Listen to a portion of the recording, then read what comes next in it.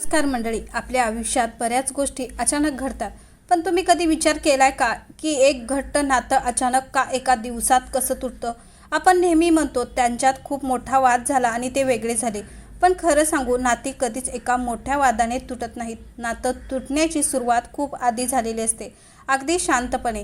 जेव्हा दोन माणसं एकमेकाशी बोलणं कमी करतात, जेव्हा एकमेकांच्या गोष्टीकडे दुर्लक्ष होऊ लागतं, तेथूनच नात्यातली दरी वाढायला सुरुवात होते. सुरुवातीला ही दरी खूप लहान असते, पण हळूहळू त्या दुर्लक्षाचं रूपांतर शांततेत होतं आणि ती शांतता एक दिवस इतकी भयानक होते की दोन माणसं एकाच छताखाली राहूनही एकमेकांसाठी अनोळखी बनतात. आज आपण याच विषयावर सखोल बोलणार आहोत. आपण समजून घेणार आहोत की माणसाच्या चुका कोठे होतात, अहंकार नात्याचा कसा बळी घेतो आणि तुटणारी नाती कशी वाचवायची. नात्यामध्ये दुर्लक्ष झालं की त्याला खतपाणी घालायला एक गोष्ट लगेच हजर होते आणि ती म्हणजे आपला अहंकार. अहंकार हा नात्याचा सर्वात मोठा शत्रू आहे. जेव्हा नात्यात अहंकार येतो तेव्हा माणूस समोरच्या माणसाचा विचार करणं थांबवतो आणि फक्त स्वतःच विचार करतो लागतो. मीच आधी फोन का करू, मीच आधी माफी का मागू, मीच दरवेळी का माघार घ्यायची.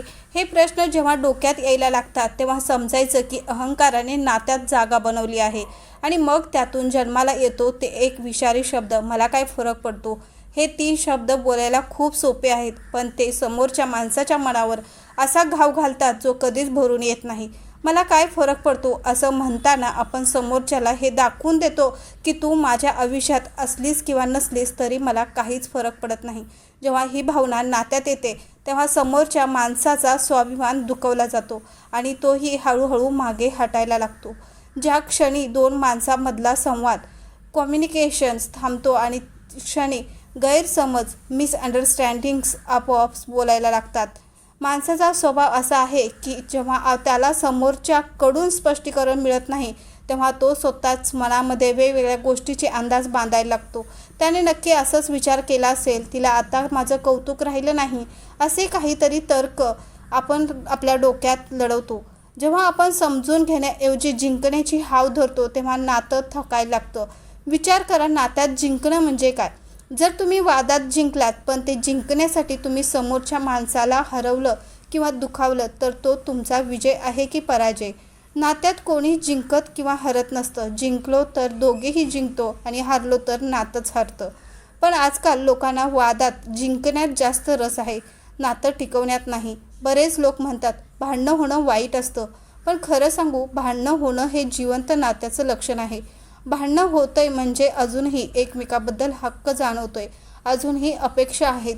पण जेव्हा भांडणं बंद होतात आणि फक्त गप्प राहणं, सायलन्स सुरू होतं, ते सर्वात जास्त घातक असतं. अहंकारामुळे माणूस माफी मागायला तयार होत नाही.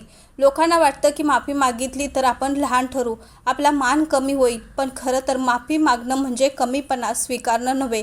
माफी मागणं म्हणजे माझ्या अहंकारापेक्षा तुझं असणं माझ्यासाठी जास्त महत्त्वाचं आहे, ही जाणीव व्यक्त करणं. एखादा का मनामनात अंतर पडलं की ते अंतर शरीराने किंवा कितीही जवळ असले तरी सतत जाणवत राहतं. वेळ निघून गेल्यावर कळतं की भांडणं इतकं त्रासदायक नव्हतंच जितकं ते गप्प राहणं आणि मनात धरून ठेवलेलं क्षुल्लक होतं.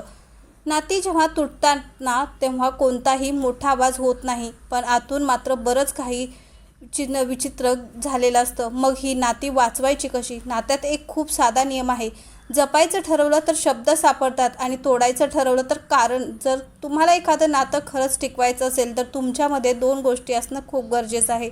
ऐकण्याची तयारी, समोरच्याचं ऐकून घ्या, त्याला त्याचं म्हणणं मांडू द्या. वाकण्याची तयारी, जिथे गरजेचं आहे तेथे थोडं नम्र व्हा. नम्र होण्याने झाड वादळातही टिकून राहतात, पण कडक असणारे वृक्ष कोलमडतात. नातं टिकवायचं असेल तर रोज थोडे प्रयत्न करावे लागतात.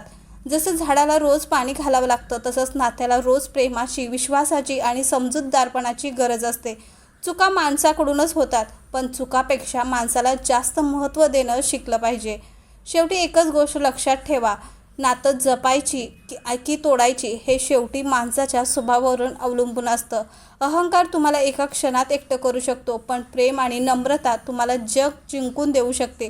जर तुमच्या आयुष्यात असं एखादं नातं असेल जे सध्या शांततेच्या किंवा गैरसमजाच्या टप्प्यातून जात असेल तर आजच तुमचा अहंकार बाजूला ठेवा. एक फोन करा, एक मेसेज करा किंवा समोरचा जाऊन त्याची माफी मागा, कारण माणसापेक्षा आणि नात्यापेक्षा मोठा अहंकार कधीच असू शकत नाही. गेलेली वेळ आणि दुरावलेली माणसं परत आणणं खूप कठीण असतं. आपली माणसं जपा, संवाद चालू ठेवा आणि अहंकाराला नात्याच्या मध्ये येऊ देऊ नका.